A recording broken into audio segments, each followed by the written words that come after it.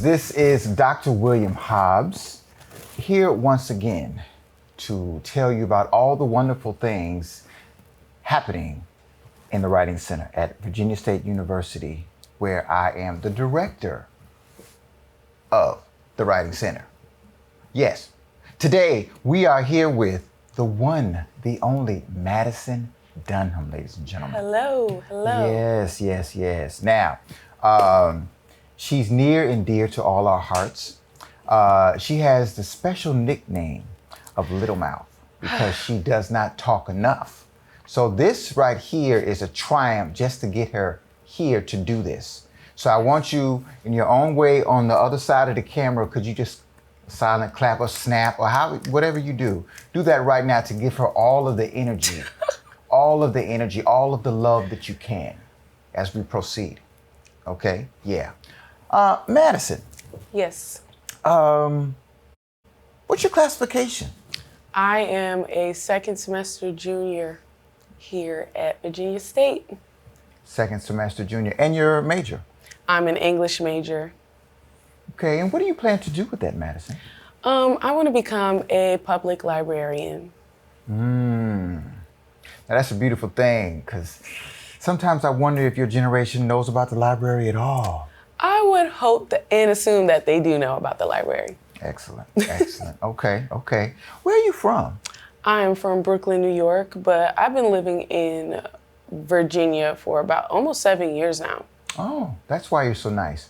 So, very interesting. What are we here to discuss today, Madison? Well, we're going to talk about APA format and just some of the elements that go into formatting an essay that is in APA format.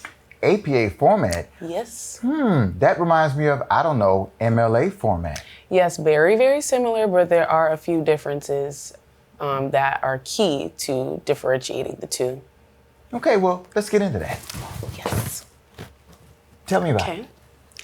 All right, so to start off, every APA essay or paper has a cover page.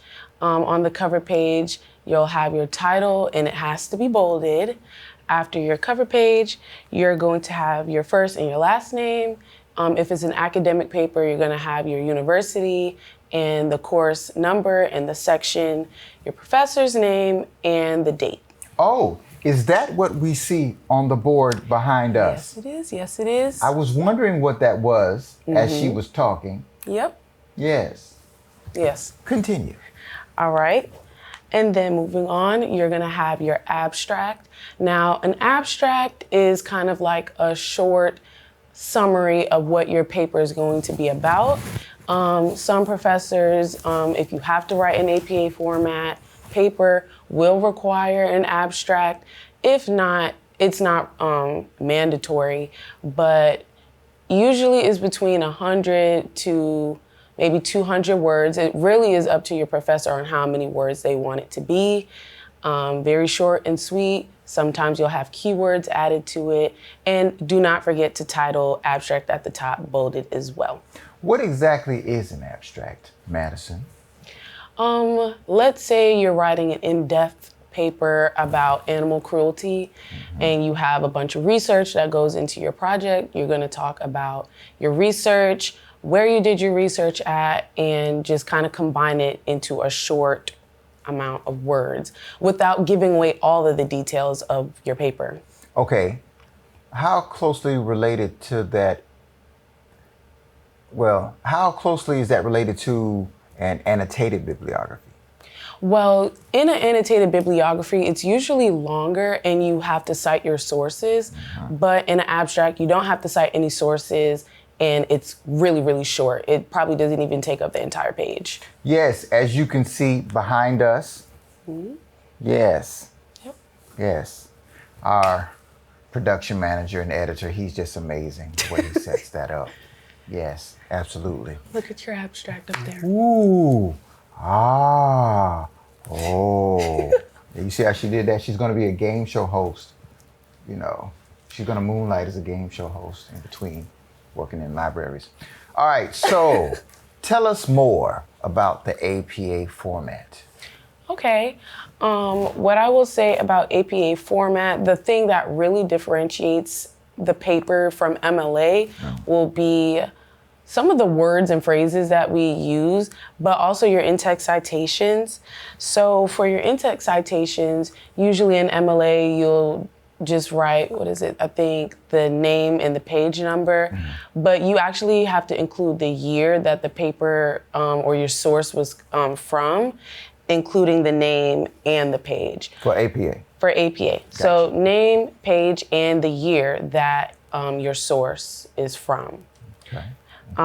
If it's 3 or more authors, it's the same thing with et al. That you can write in MLA, but doesn't really change as much as long as you keep the year, page, and the person that wrote the source. Okay, you said et al. Yes. Tell us more about et al. So if you have 3 or more authors on a source that you're citing, let's say you have 5, you can include the last name of the first person that's written the paper and then write et al. So you don't have to write every single last name of the people that have contributed to the paper, because it can be up to 10, 20. That's a lot to write. Right. Yes. Now, et al. E-T-A-L. Yes. That's it. Not A-L-L. It's not all that. Yes. It's E-T-A-L. Et al. Yes. Interesting. Is it mandatory for APA to have cover pages? Usually it's mandatory to have a cover page. I haven't written an APA essay that did not have a cover page. As you can see that cover page right behind us. It's amazing. How does he do that? Yes. How does he know? He's so intuitive. Yes. It's amazing. Make sure you include your cover page. Your professor will take points off if you don't have one. All right. I have always written in MLA format. Right. But it appears that APA is slowly starting to creep up in areas and avenues I had not seen earlier. Any idea why that is? I'm assuming it might be for research papers. There has been an increase in trying to find certain things out. If you're a STEM major or social work, psychology, stuff like that, where you have to do statistics and use statistics, you're going to be using APA format. That's just what the American Psychology Association came up with, and we used the 7th edition. 7th edition. So are you saying that after how many years there's a new edition? How many years? I'm not sure how many years, but same thing with MLA. It changes over time based on the requirements or the needs that a paper might need. Okay, MLA, Modern Language Association, APA means? American Psychology Association. Oh, Yeah. okay. So it's definitely science-based. Yeah, super science-based. Okay, that explains a lot. Yes. And you said in your major you haven't had to use APA much? When I was a social work major, I used APA, but as an English major, I have not had to use it. There you go. And this is interesting because I'm getting into more academic writing myself, and I find the requirements insist that I write in APA. Yes. So, although I'm just hosting this podcast, I'm learning a lot from what she's saying. Always be a student, always.